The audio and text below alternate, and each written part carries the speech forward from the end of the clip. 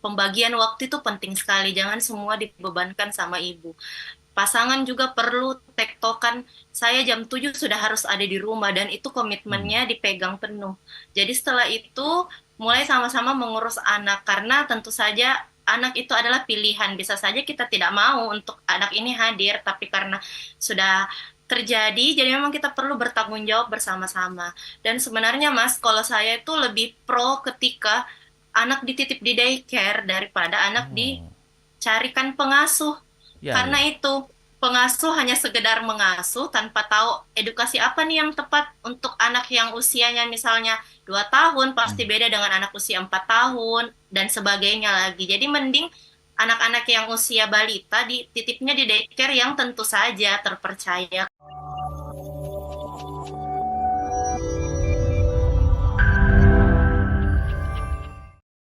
Terkadang perempuan tuh selalu merasa punya kewajiban untuk menyenangkan semua orang, sehingga tidak menyadari bahwa fisiknya dan mentalnya kelelahan. Apalagi para sandwich generation, para tulang punggung keluarga, anak pertama, dan ibu yang baru itu punya banyak sekali tuntutan. Perempuan itu perannya sebagai ibu, anak, sebagai keponakan, sebagai saudara, Hmm. sebagai pekerja, dan itu sangat-sangat banyak yang perlu dilakukan untuk perempuan. Tapi banyak sekali yang merasa bahwa saya perempuan emansipasi loh, tidak boleh terlihat lemah. Saya juga punya kewajiban untuk keluarga saya itu terurus dengan baik. Tentu saja pekerjaan yang paling mulia dan berpahala itu menjadi seorang ibu, tapi tidak ada ibu yang sempurna. Hmm. Ibu cuman butuh untuk bahagia, ibu hanya butuh untuk mendengar apa yang dia inginkan dari dirinya, bukan hanya untuk menyenangkan semua pihak. Yang penting semua orang senang, yang penting orang makan, Mhm. orang pergi nonton. Misalnya saya nanti ketika semua pekerjaan selesai, ketika saya pulang kantor, saya langsung masak untuk keluarga besok paginya, wrapping masakan misalnya, atau menyiapkan hal untuk besok paginya lah. Lupa bahwa dirinya mungkin butuh mencium aromaterapi, menghirup aroma-aroma yang menenangkan, atau misalnya mandi dengan lama banget pas pulang kerja itu sesuatu yang me time yang jarang banget seorang ibu bisa lakukan. Dan hal-hal yang membuat ibu tuh terlihat bahwa saya diriku bukan sebagai ibu, bukan sebagai istri. Nah, inilah yang membuat ibu itu selalu merasa selalu harus kuat dan kuat. Jadi, Mhm. ibu ndak apa-apa ndak apa-apa sekali untuk mengeluh saya capek, ndak apa-apa menangis tiba-tiba walaupun kebingungan emosinya apa ya, kok saya tiba-tiba menangis? Ya mungkin perlu diperhatikan. Mungkin kamu lemah dan mungkin kamu lelah. Itu saja yang perlu kita sadari. Akui bahwa saya juga butuh istirahat. Even hanya 5 menit aja nih Mas. Mhm. 5 menit untuk baring-baring, seloyoran, santai-santai, terus lanjut pekerjaan lagi, itu nggak apa-apa banget. Mhm. Karena terkadang yang penting pekerjaan selesai. Ini bukan soal ambisius sebenarnya Mas. Mhm. Halo? Iya, iya, Oke? iya, iya. Ya, jadi sebenarnya bukan soal ambisiusnya sehingga si ibu itu merasa tek tek tek semua pekerjaan harus selesai di saat itu juga. Tapi itulah stigma dari masyarakat bahwa itu resiko kamu seorang pekerja dan kamu ibu. Jadi ya jalanin aja sesuai tuntutan pekerjaan dan tuntutan keluarga. Nggak usah ngeluh karena semua juga ibu yang bekerja seperti itu.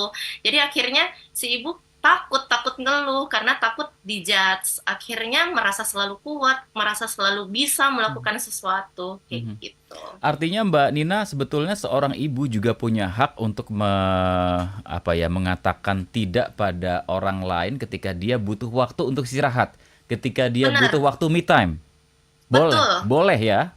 boleh dong. Mhm. Misalnya kayak kebiasaan keluarga itu baca dongeng sebelum tidur misalnya, atau Mhm. main-main dulu sebelum tidur. Nah, kasih peran itu kepada pasangan atau Mhm. ke saudara siapa yang bisa menghandle anak kita di saat itu. kita me time dulu 10 menit 15 menit baca buku lah, atau misalnya dengar musik, nonton film, hal-hal simple yang sebenarnya susah kita nikmati dengan baik ketika kita sudah menjadi ibu kayak gitu. Oke. Oke. Mbak Nina, itu kan kalau kita hidup di tengah keluarga besar yang tadi ada kita sebut ada mertua, ada adik Ya, ipar atau saudara gitu. Tapi banyak sekarang keluarga-keluarga muda yang memilih hidup jauh dari keluarga besar gitu keluarga. ya dengan alasan ingin mandiri dan berada dalam kondisi seperti itu. Artinya tidak ada orang lain yang bisa diandalkan untuk kita bisa melakukan oke, saya mau stop, saya mau istirahat dulu, saya lelah, saya pengen punya me time.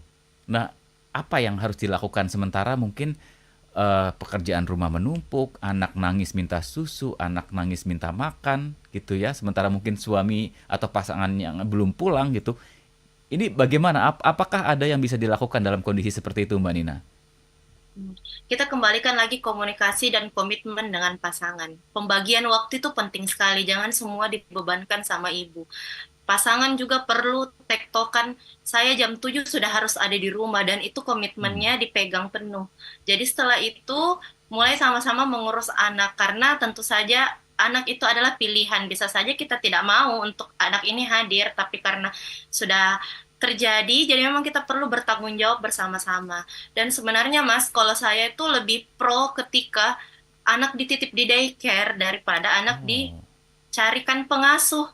ya Karena ya. itu, pengasuh hanya sekedar mengasuh tanpa tahu edukasi apa nih yang tepat untuk anak yang usianya misalnya 2 tahun, pasti Hmm. beda dengan anak usia 4 tahun, dan sebagainya lagi. Jadi mending anak-anak yang usia balita dititipnya di daycare yang tentu saja terpercaya, karena banyak juga yang perlu diwaspadai dari eh, Daycare ya. bisnis ini, bisnis sekolah kayak gitu. Mhm. Jadi perlu sekali untuk komunikasi ini yang penting sebelum punya anak, Mas. Hmm. Jadi konseling pranikah itu dianjurkan sekali, apalagi di kota besar seperti Jakarta itu sudah sangat eh, tidak tabu lah untuk konseling pranikah. Kalau di Makassar sendiri mungkin masih kurang yang mengerti bahwa penting untuk konseling pranikah itu. Mhm. Karena itu tadi, finansial, bahas tentang cara mengasuh anak pun itu perlu dibicarakan dari awal. Saya akan tinggal di mana setelah menikah, apakah kita masih kontrak, ikut mertua, atau beli rumah, dan sebagainya. Itu kan akan mempengaruhi nanti jalannya suatu pernikahan, karena sudah dibahas sebelumnya. Jadi memang penting sekali mencari solusi dari awal, Oke. supaya tidak ada penyesalan di akhir, kayak gitu. Oke, Mbak Nina, saya mau klarifikasi lagi. Konseling pranikah ini berarti melibatkan ahli, para profesional seperti psikolog Mbak Nina ini atau dengan siapa, Mbak? Kalau punya teman yang bisa dipercaya, silahkan. Karena mungkin ke profesional juga masih ada rasa canggung, masih terkendala biaya, atau rasa percaya. Apalagi orang yang punya trust issue kan, Mas.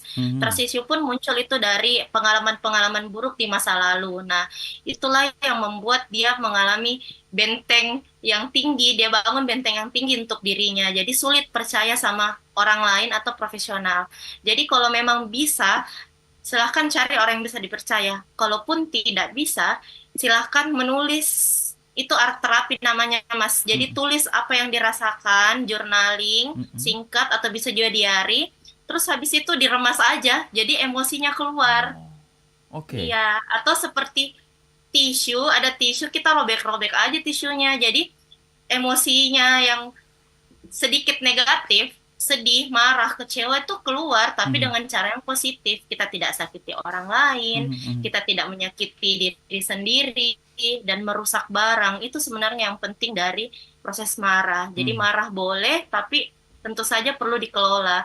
Jadi kayak gitu. Jadi memang ketika kita butuh teman cerita, coba kembali ke diri sendiri, karena solusi bukan dari siapapun, tapi solusi dari diri sendiri. Baik. Kembali ke jalan agama Mhm. atau hal lain, Mhm. meditasi, karena beribadah pun itu perlu proses yang panjang dulu untuk Mhm. khusyuk. Jadi banyak hal yang dilakukan dulu untuk memproses diri, Mhm. sehingga lebih kenal dirinya dan lebih tahu saya butuh apa nih ketika punya masalah. Itu sebenarnya sih Mas, Mhm. kebutuhan yang harus dicari apa. Oke. Jadi tidak susah lagi.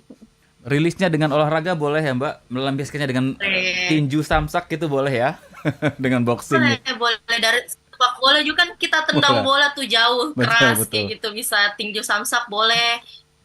Boleh banget. Jadi sambil membayangkan siapa yang ingin kita tinju gitu ya.